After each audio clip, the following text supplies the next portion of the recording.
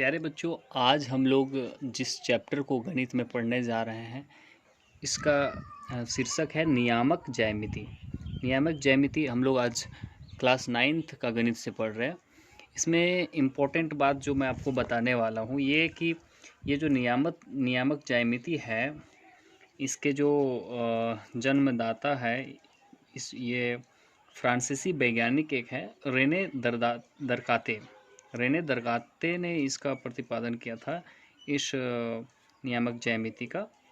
और इसमें इम्पोर्टेंट बात मैं आपको ये समझा दूँ, ये नियामक ज्यामिति क्या है। तो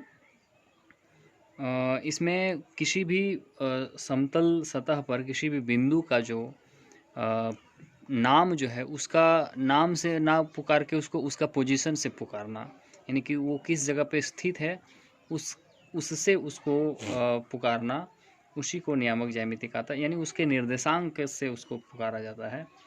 तो ये नियामक ज्यामिति इसमें आपको मुख्य बात आपको ध्यान देना ये है कि मान लिया जाए कोई बिंदु अगर यहाँ पर रखा गया है और इसमें एक एक्स अक्ष होता है और एक वाई अक्ष होता है।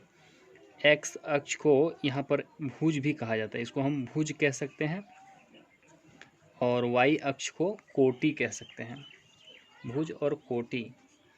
ठीक है बच्चों। तो और यहाँ पर ये मान लीजिए ये बिंदु यहाँ है, तो इस बिंदु का नाम है ए, लेकिन नियामक ज्यामिति के अनुसार इस बिंदु को नाम से ना पुकार के इसका निर्देशांक से इसको पुकारा जाता है। अब इसका निर्देशांक क्या है, यानी इसका पोजीशन स्थिति क्या है, मतलब ये किस जगह पे स्थित है, किस जगह पे सिचुएटेड है, उसका पोजीशन क्या है, उसको हम लोग दर्शाएंगे। तो कैसा पोजीशन दर्शाएंगे, यहाँ पर देखिए जो एक्स अक्ष और वाई अक्ष जहाँ पर कटता है इस जगह की पोजीशन होता है 0, यानी 0 0। उसके बाद इधर एक बढ़ता जाता है, 1 2 3 4 5 इधर बढ़ता है 1 2 3 4 5। उसी तरह इधर भी एक एकक 2 एकक 3 4 5 इस तरह बढ़ता जाता है। इधर भी वही सेम होता है, लेकिन यहाँ पर -1 -2 -3 -4 और -5 इस तरह बढ़ता है। माइनस में ऋणात्मक होता है इधर बायां तरफ, और नीचे भी ऋणात्मक होता है, -1 -2 -3 -4 -5। यानी कि कोई भी बिंदु मूल बिंदु मतलब ये जो शून्य है इस बिंदु से कितना दूर है उसको दो डायरेक्शन से बताया जाता है। एक, ये बिंदु को अगर बताना हो तो हमें इसका मानक लेना पड़ेगा और इसका, दोनों डायरेक्शन से हमको बताना पड़ेगा। तो अब रही बात कि इसमें प्लस और माइनस वाली बात समझाना है, तो इसका जो नियम होता है इसको इसे 4 पाद में बांटा गया है, 4 पादों में बांटा गया है, उसको हम यहाँ पर बताते हैं। पहला यहाँ पर है प्रथम पाद, यानी कि इस कोण को, यहाँ पर समकोण होना चाहिए। इंपॉर्टेंट बात ये है कि यहाँ पर समकोण होना चाहिए, लंब होना चाहिए एक दूसरे पर, और इस पाद को कहते हैं प्रथम पाद।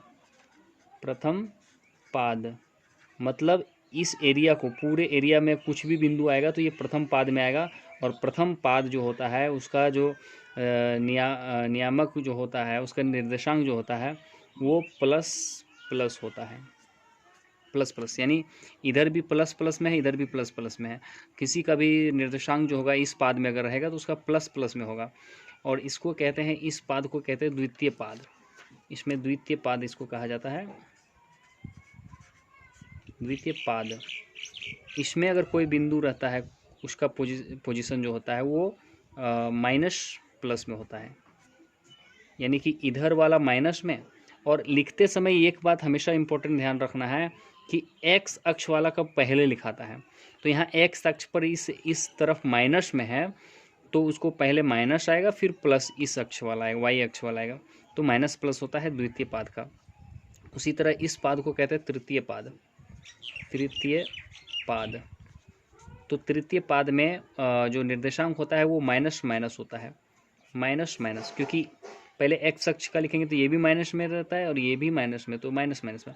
और ये अंतिम पाद होता है चतुर्थ पाद। चतुर्थ पाद ये आपका होता है प्लस माइनस में, प्लस माइनस। अब देखिए इधर से प्लस में है, एक्स अक्ष का पहले लेंगे तो ये प्लस में है, और वाई अक्ष का माइनस में लेंगे। इसको याद रखने के लिए आप इधर से मूव करना है, प्रथम पाद, द्वितीय पाद, तृतीय पाद, चतुर्थ पाद, plus plus minus plus minus minus plus minus. Simple ऐसे भी याद रख सकते हैं आप, एक्स अक्ष के जो होता है दाहिने तरफ, मूल बिंदु से एक्स अक्ष पर दाहिने तरफ प्लस होता है, उसी तरह मूल बिंदु से ऊपर तरफ वाई अक्ष में प्लस होता है, और इधर बायां तरफ जो एक्स अक्ष में ये ऋणात्मक होता है, और नीचे तरफ एक्स अक्ष का वो ऋणात्मक होता है। तो ये चारों पाद अगर याद आप कर लिए।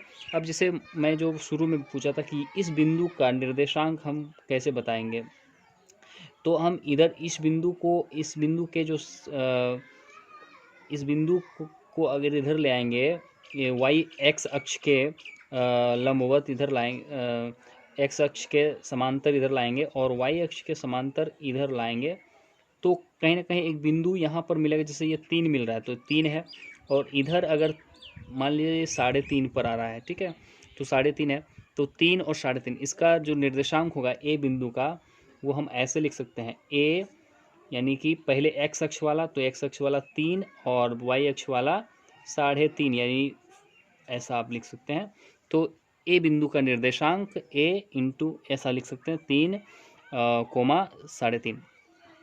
तो इसी तरह कोई भी बिंदु अगर कहीं भी हो इस तो उसका निर्देशांक इस तरह लिखा जाता है।